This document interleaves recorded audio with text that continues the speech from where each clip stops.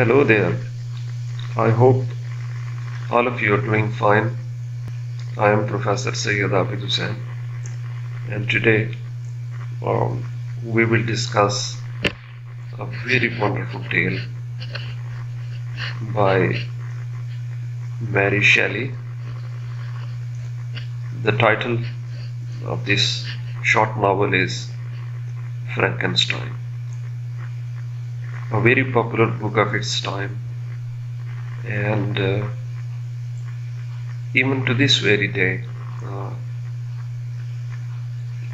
it is often prescribed for various courses, and after so many years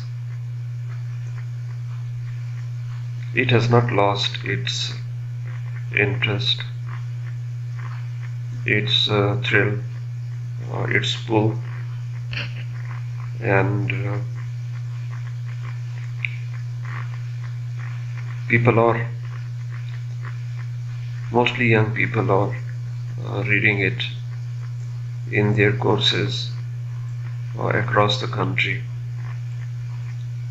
And Mary Shelley's life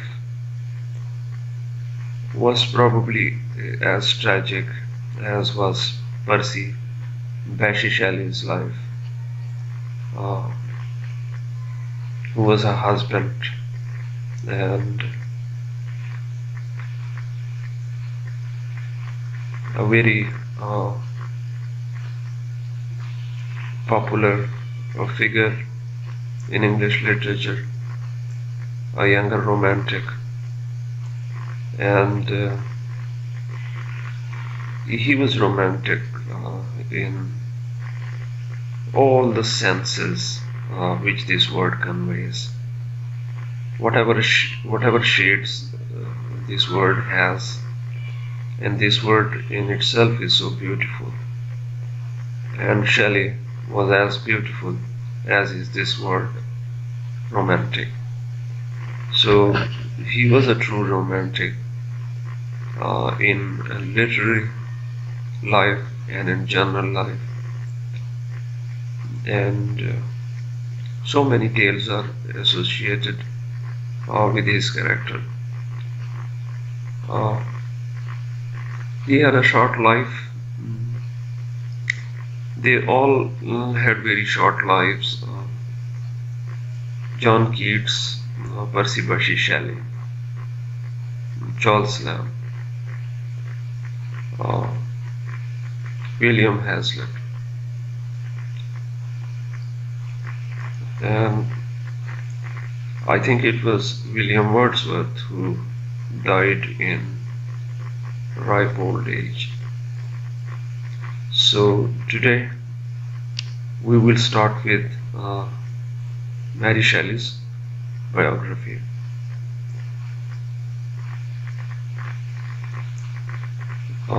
This is Mary Shelley's Frankenstein.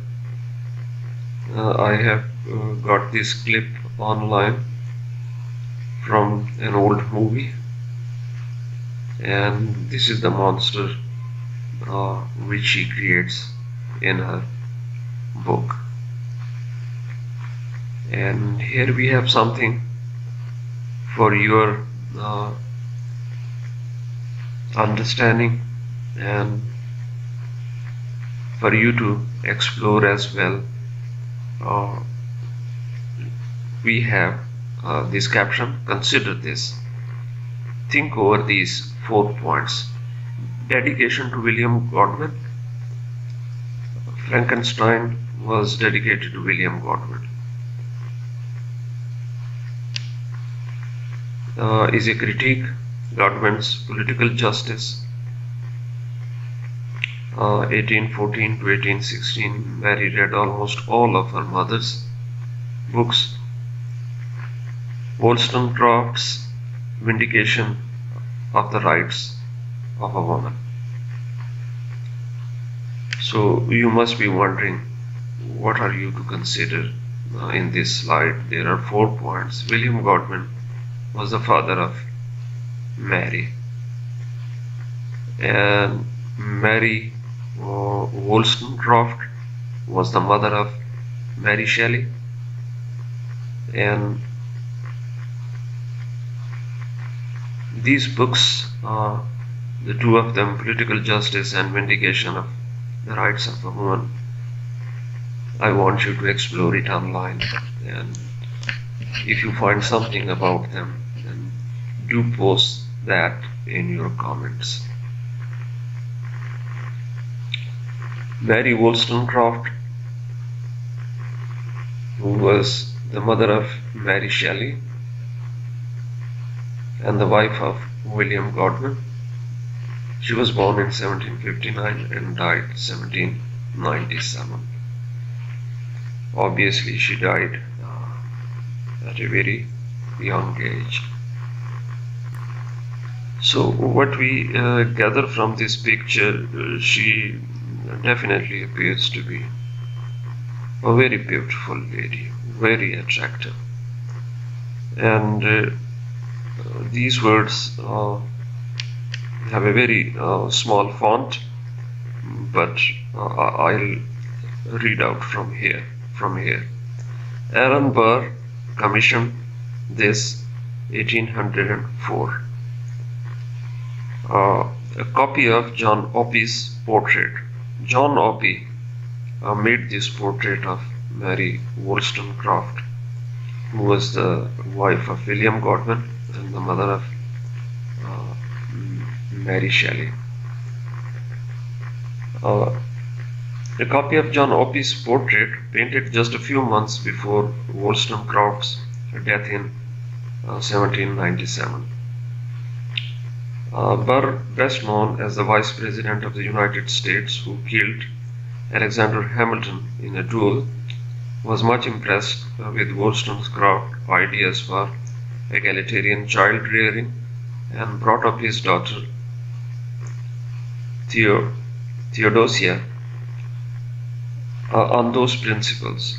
Opie's original portrait, which hung over William Godwin's fireplace, is now in the National Portrait Gallery, London.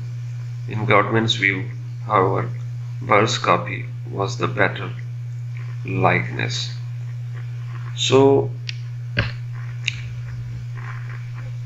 this is the portrait of Mary Shelley's mother, Mary Wollstonecraft, and we have a little bit of history here which is very interesting and which tells us about the portrait of this attractive young woman. We move ahead.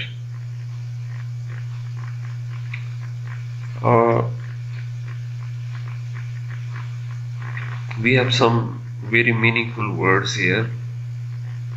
Writer, lover, writer, dumped, suicide, writer, dumped, suicide, birth, dies. So we'll come to this later. These are some of the views. Marriage has been equalized with legalized slavery. Marriage means a sort of legal slavery. Then we have education. Moves to Paris, France, 1792, 1 month before King Louis XIV guillotined. Falls in love, Gilbert Emily. A legitimate love child, Fanny Emily. Suicide attempt number 1, moves to London, England. Suicide attempt 2. So this is actually the portrait of Mary Shelley's mother, Mary Wollstonecraft. She was a writer, became a lover, became a writer again, dumped. Dumped means she gave up everything. She tried to commit suicide, then started writing again. Dumped, then gave up everything. Tried to commit suicide for the second time.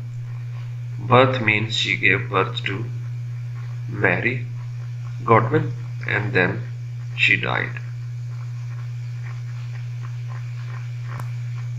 Mary's mother was a feminist, was a philosopher, uh, was a very active lady, and played a great part in William Godwin's life. Uh, she actually first married an American ambassador, Gilbert Ambley. Here, I'm reading from here. And she had an illegitimate child from her. Her name was Fanny Ambley. She tried to commit suicide but survived. She moved to London, England, tried to commit suicide for the second time.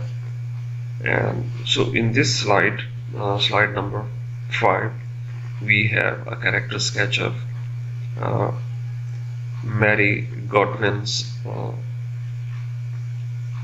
mother's, Mary Wollstonecraft's character sketch. So she was an adventurous lady, very active in politics, a great feminist, a great philosopher, was well known in the world of her time. She became a US citizen for a short time, but she came back to London, England once more. So we have this character sketch of Mary Wollstonecraft. I repeat, who was the mother of Mary Godwin, who later on became Mary Shelley. So we move on to the next slide. Enter Godwin. How Godwin entered the life of Mary Wollstonecraft, who was actually the mother of Mary Shelley. And Mary Shelley's virgin name is, when before she got married, her name was Mary Godwin. So 1796, William Godwin entered. So Godwin married Mary Wollstonecraft. She became pregnant. Mary dies giving birth to Mary 10 days after the birth. So sadly, mother of Mary Godwin, whose name was Mary Wollstonecraft, died soon after giving birth to William Godwin's daughter, Mary Godwin. So what do you do when your wife dies? Definitely William Godwin got very disturbed, because she had 2 daughters now. One was an infant, and it was Mary Godwin, and the other one was Fanny Ambley, the daughter of Mary Wollstonecraft from her first husband. And defamation refers to when William Godwin wrote certain bitter facts about his wife Mary Wollstonecraft, which resulted in his own defamation. He lost fame because of what he had written about the reputation of his wife. This is Mr. William Godwin, who was born in 1756 and who died in 1836. The drama. William Godwin got educated to serve as a minister, but then he rejects ministry, writes a famous book, Inquiry Concerning Political Justice, hates the monarchy, but opposes revolution. And by revolution we mean French Revolution. Marriage is equal to not so much, which means he didn't care too much for marriage. He was of the view that private property is evil, so he owns no property and supports his family on his writing and lives modestly. He is often visited by Wordsworth Coleridge and Percy Bysshe Shelley.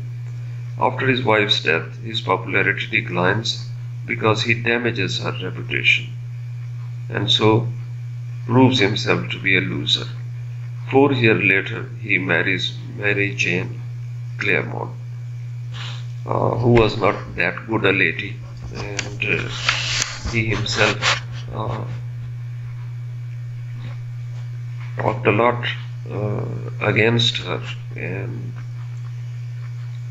defamed her, which obviously resulted in his own defamation. Here we come to Mary Shelley at last. Her virgin name was Mary Godwin. She was born in 1797 and she died in 1859. She was beautiful like her mother, very attractive young woman, very literate,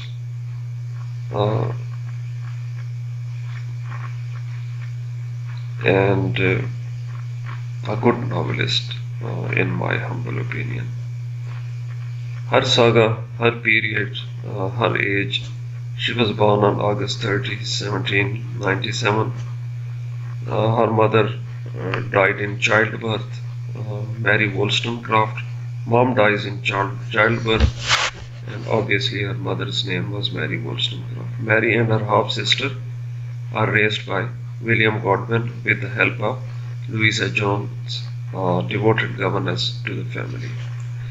And this stepsister or half-sister is Fanny Emily, because Mary Wollstonecraft, before marrying William Godwin, got married to the American businessman Robert Hamley. The girls are educated by a French tutor. First 4 years of life are normal, sure. Mary is very proud of her famous mother. Godwin obsesses over Mary's education. So Mary was very proud of her mother, Mary Wollstonecraft, whom she had not seen, sadly, because she died. Mary Wollstonecraft died soon after giving birth to her daughter. So we move on to the next slide. In 1801 enter evil stepmom, and she was Jane Clairmont. Godwin dismisses Louisa Jones.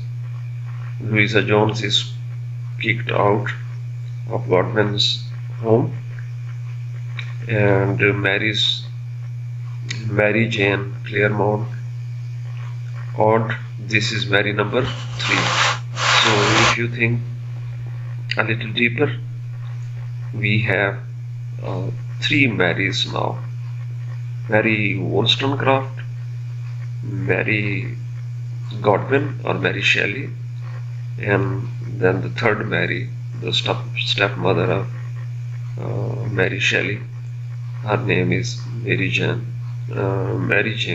Clairmont.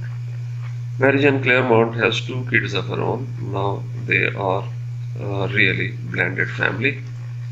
Hell on earth. Imagine your stepmom shows favoritism to her own kids and your dad is a neurotic intellectual. Will you be normal? Obviously you won't be normal. So this was a very wicked woman whom William Godwin himself didn't like later on, and she really made a mess of their household because she had 2 of her own kids and she cared too much for them and ignored the 2 stepsisters. One was obviously Mary Godwin and the other was Fanny Emily. So what happens when such a situation exists in a household, in a home. So she turns to writing. Mary starts writing stories and novels. Age of 10, Mary publishes her first piece, and she was a prolific writer. At such a young and tender age of 10, Mary published her first piece. The family moves out of the country and into the city. They go to London. Things couldn't get any worse, and there the matters become worse. Mary is intrigued by her father's friend but hates living with her stepmom. So Mary definitely starts liking the friends of her father, which included William Wordsworth, Samuel Taylor Coleridge, and Percy Bysshe Shelley, besides others. So exit Mary. So when William Godwin marries Jane Clairmont, at one stage, to ease the tensions which existed in the house, William Godwin sends Mary to live in Scotland. So she leaves her father's home because of her mother's attitude. So Mary goes to Scotland, and Mary stays with a wealthy family friend. This intensifies her feelings of abandonment. Obviously, she had been given up by her father, which was not something that pleasant or good. Mary returns to London to meet anarchist poet Percy Shelley and his young bride Harriet Westbrook. So this is the first time when Mary Godwin, after returning to London, meets the anarchist poet Percy Bysshe Shelley, who was with his young wife Harriet Westbrook. And she definitely impresses Shelley, and Shelley gets impressed by her. However, Mary returns to Scotland and discovers places of beauty later evoked in Frankenstein. So all those places of beauty which Mary Godwin observed in Scotland were later on inducted into her novel Frankenstein, and we see glimpses of Scotland there, like this beautiful castle somewhere on the shore of a lake with rugged mountains in the background, and these lush green mountains, and a narrow gully in between the two mountains. The love triangle begins. Percy Shelley separates from his wife Harriet Brooks and their infant daughter, and they fall madly in love.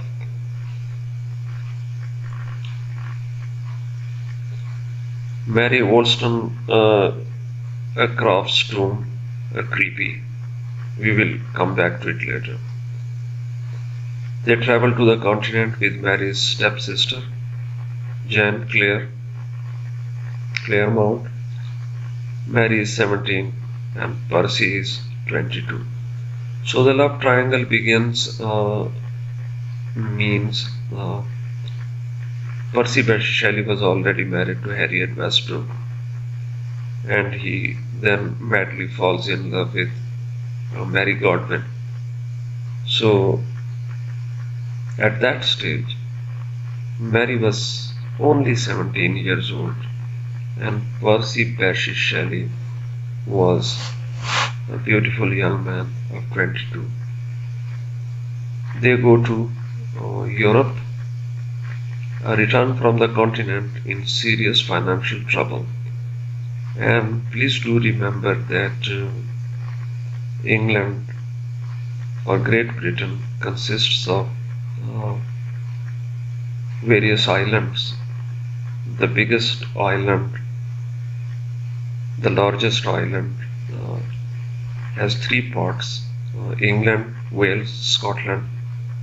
So, because Englishmen live on islands, therefore they call Europe the continent. What they call Europe? They call Europe the continent. So the continent means Europe. Whenever you read the words the continent, it refers to the continent of Europe. Meanwhile, Harriet, Percy's first wife, is pregnant with her second child, and Mary's father is furious. Mary also becomes pregnant and gives birth, but the child dies. So,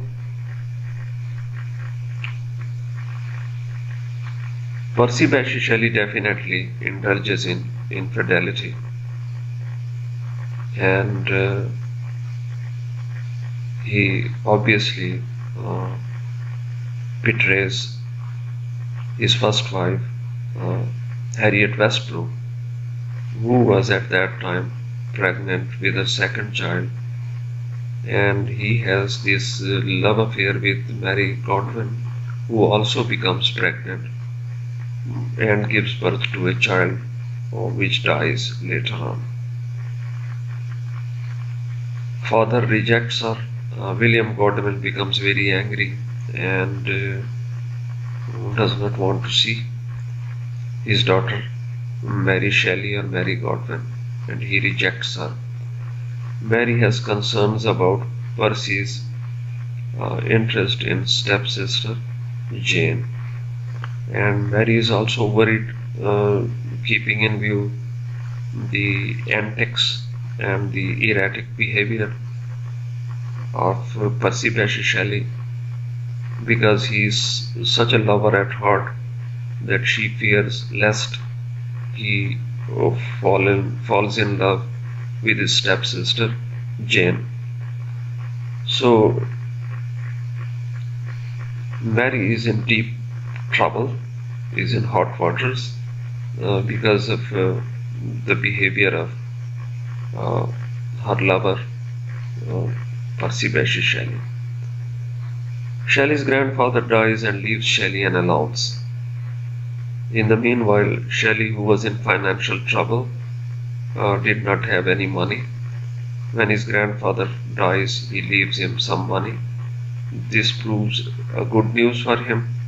Mary gets pregnant again. They move back to the continent, and when Mary gets pregnant for the second time, they go to Europe once again. Jane is pregnant too, and Jane becomes pregnant too with Lord Byron's love child, and she has with Lord Byron's child, and Lord Byron was a very good friend of Percy Bysshe Shelley. William Godwin, Mary Wollstonecraft, the mother of Mary Shelley. So when Jane becomes pregnant, Byron is exiled to the continent. Byron leaves London and goes back to Europe because he is scandalized by all of his love affairs, because he was also a lover and a very infamous lover. So he goes back to Europe again. The making of Frankenstein. Summer of 1816, Lord Byron rents a villa, Diodati, on the shore of Lake Geneva in Switzerland. Villa Diodati experience. One stormy night, the group, including the Shelleys, Jane, Byron, John Polidori, Byron's physician and close friend, decide to read German ghost stories to entertain themselves. So this is where Mary Shelley got the idea of writing her Gothic novel Frankenstein,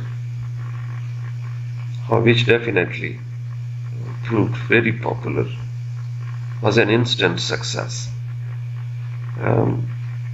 This is where she got the idea. These are the photos of, this is the photo of Lord Byron, who was a very rich man and was a very close friend of the Shelleys. Literary contest, they returned to England. Fanny Emily, this is Emily, is found dead from a drug overdose, and sadly, Fanny Emily dies because of the overdose of a drug. Harriet Westbrook, Shelley's first wife, Percy's strange wife, who is pregnant with a third child, drowns herself in the Serpentine River in London. Harriet Westbrook, Percy Bysshe Shelley's first wife, commits suicide because of Percy's erratic behavior and the way he falls in every beautiful woman around him and does all sorts of foolish things. So she just simply couldn't tolerate his bad behavior and his infidelity, unfaithfulness to her, and she committed suicide in London, which was a very sad event and which happened because of Percy Bysshe Shelley and his infidelity. So when they come back to London to win back fatherly favor, to win the favor of his father, Percy and Mary decide to marry. Mary gives birth to her third child, and then Mary publishes Frankenstein in 1818. After the publication and Shelley's custody lost to Harriet, Jane and love child of Byron, Allegra, move with Percy and Mary to Italy. Yes, the communal living is a bit bizarre. So after publishing her novel Frankenstein in 1818, Shelley loses custody to Harriet's children, which are taken away from him by their maternal grandfather. Jane and love child of Byron, Allegra. They move with Percy and Mary to Italy, and there they live a very strange kind of life,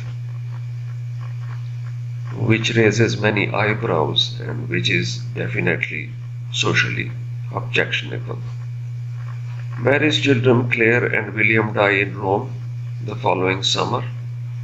She loses both her children in Rome.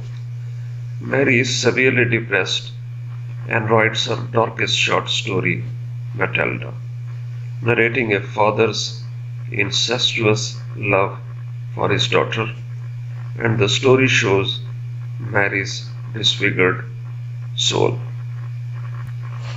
So what we gather from this biography is that they were, all of them, psychologically and socially very disturbed people, and they believed in the love of luxury and infidelity, life of luxury and infidelity, and in a life in which there were no social values, in which there were no principles, in which there was no honesty. A life which was wayward, a life which was full of debauchery, a life which was naked, and a life which carried all the sexual evils. And in her novel Matilda, Mary Shelley narrates a father's incestuous love for his daughter. And here we get a very disturbing disclosure from Mary Shelley in her novel Matilda about her personal life. So kindly do look up this word, which is from incest, I-N-C-E-S-T, and this word is pronounced as incestuous. Check it out in the dictionary. Mary gives birth to one more child, Percy, and he survives to adulthood, but her marriage is doomed. And why her marriage is doomed, the next slide will prove it.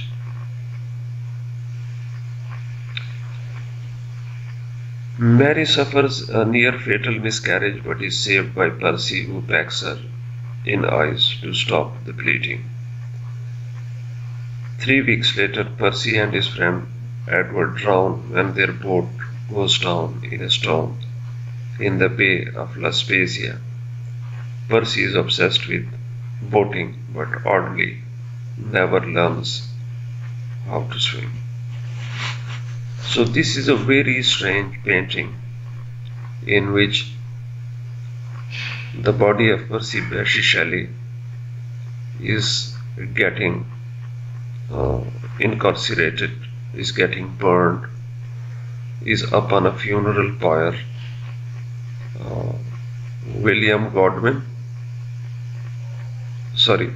Lord Byron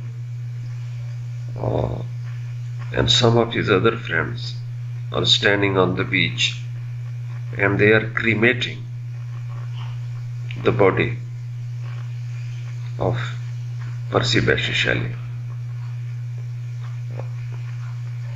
Cremation means when a body is burned.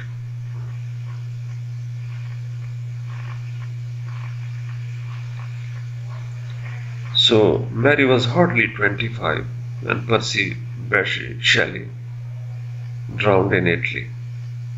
She returns to London. The last 28 years of her life, she collects and edits Shelley's works, educates her one child, Percy. She travels with her son to Germany and Italy. Mary dies at home on February 1st, 1851. A very tragic, short life, full of adventure, full of love, full of miseries, full of shocks,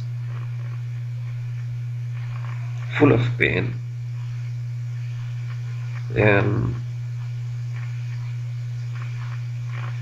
a life which reflects strange social values which prevailed in such families, and which reveal a very disturbed social life of the upper class, upper middle class. It is a sad tale, and I hope you would have enjoyed the biography of Mary Shelley, whose virgin name was Mary Godwin, and who authored this most famous novel, Frankenstein, which was gothic, a horror thriller, full of suspense, full of action. Till we meet again, take care and goodbye.